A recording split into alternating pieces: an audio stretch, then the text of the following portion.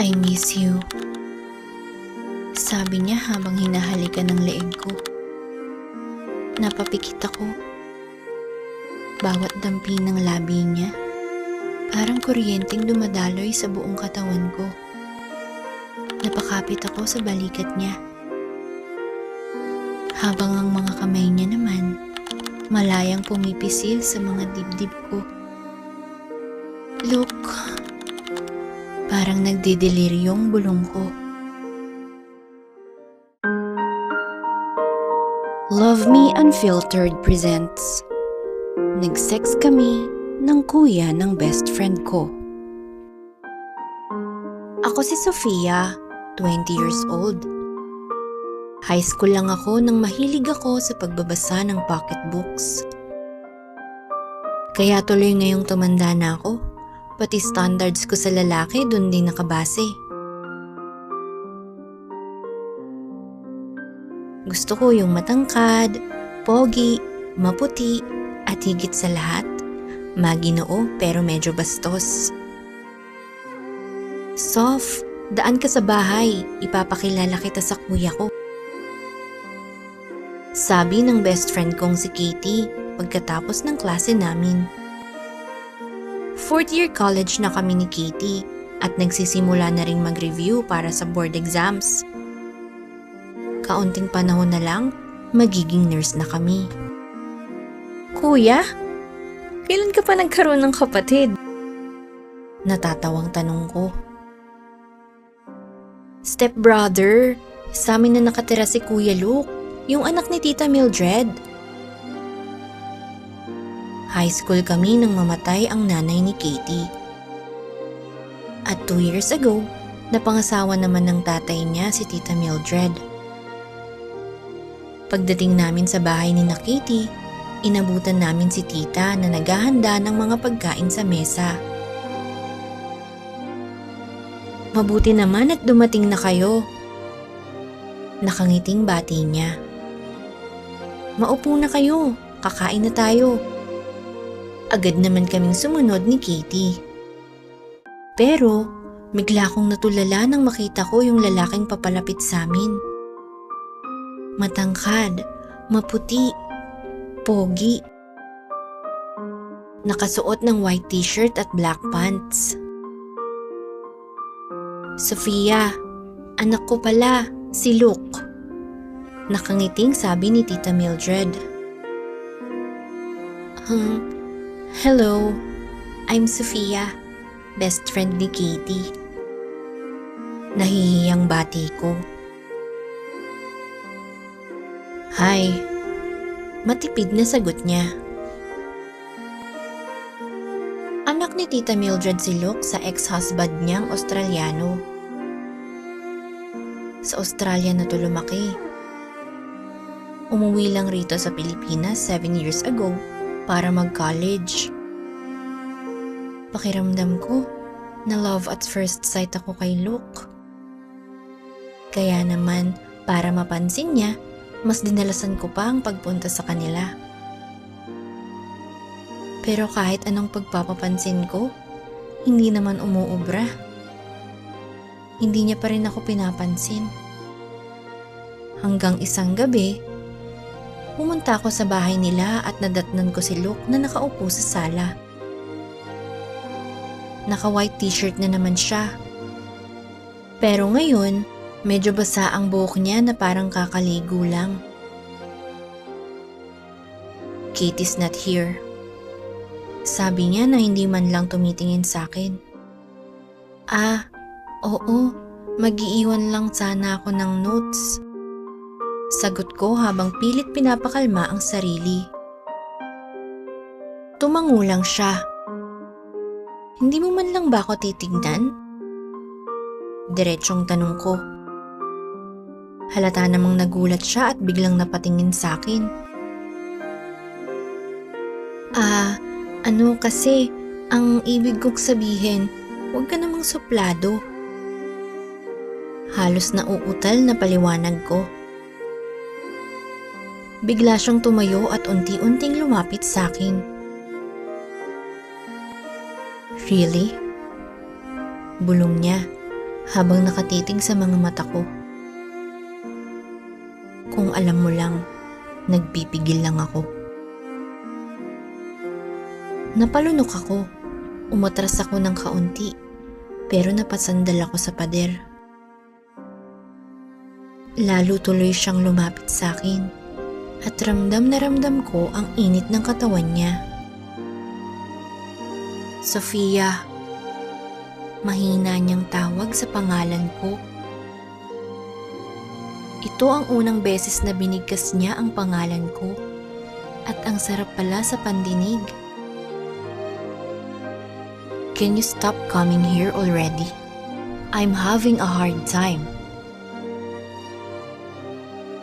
Parang naiinis na bulong niya. Anong ibig mong sabihin? Ayaw mo ba sa akin? Pilit siyang ngumiti, pero halatang hindi siya masaya. Natatakot lang ako na baka may magawa akong hindi dapat. Napakagat ako sa labi ko. Bakit kailangan mong pigilan?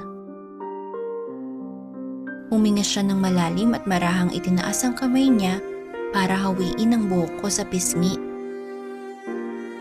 Napapikit ako sa simpleng haplos na yun.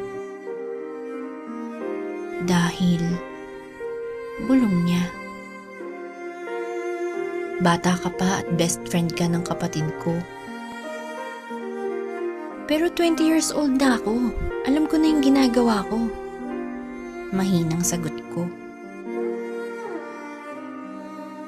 Doon siya tuluyang natahimik. Parang ilang segundo rin siyang nag-isip. Pero maya-maya, tumingin siya sa mga mata ko na parang humihingi ng permiso.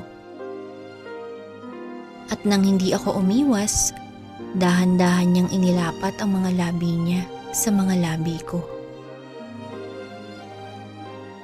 Banayad ang halik niya, pero ramdam na ramdam ko yung pagsuyo.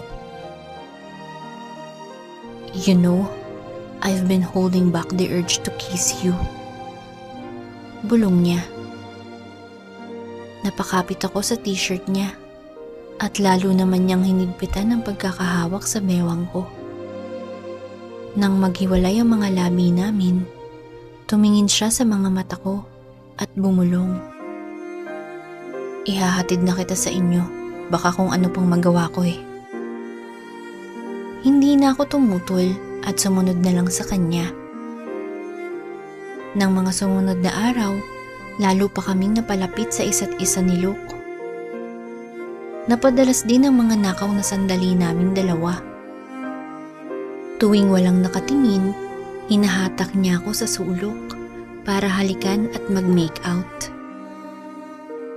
Nakaka-excite sa pakiramdam, pero nakakakaba rin, lalo't alam namin na pwede kaming mahuli. Hanggang isang gabi, nag-overnight ako sa bahay nila para sabay kaming mag-review ni Katie. Pero nang makatulog na si Katie, dahan-dahan akong lumabas ng kwarto niya at pumunta sa kwarto ni Luke. I miss you. Sabi niya habang hinahalikan ng leeg ko. Napapikit ako. Bawat dampi ng labi niya, parang kuryenteng dumadaloy sa buong katawan ko. Napakapit ako sa balikat niya. Habang ang mga kamay niya naman, malayang pumipisil sa mga dibdib ko. Look, parang nagdideliryong bulong ko. Do you want me to stop? Tanong niya, halos pabulong. Di ako sumagot agad, pero hindi rin ako umatras. Sa halip, hinila ko pa siya palapit sa akin at saka hinalikan. Nang gabing yun, hinayaan ko ang sarili ko na malunod sa mga yakap at halik niya. Kahit puno ng takot at kaba, mas nanaig sa akin yung pagnanasa. Sinabayan ko lang bawat galaw ng katawan niya. Hanggang sa sabay naming narating yung rurok. at sabay kaming nakaraos. I love you, Sofia. Bulong niya habang hinahaplos ang buhok ko. Napangiti ako. I love you too, Luke. Pero, hindi pala sapat ang kilig at lihim na saya. Makalipas kasi ang ilang buwang pagtatago, nahuli kami ni Katie.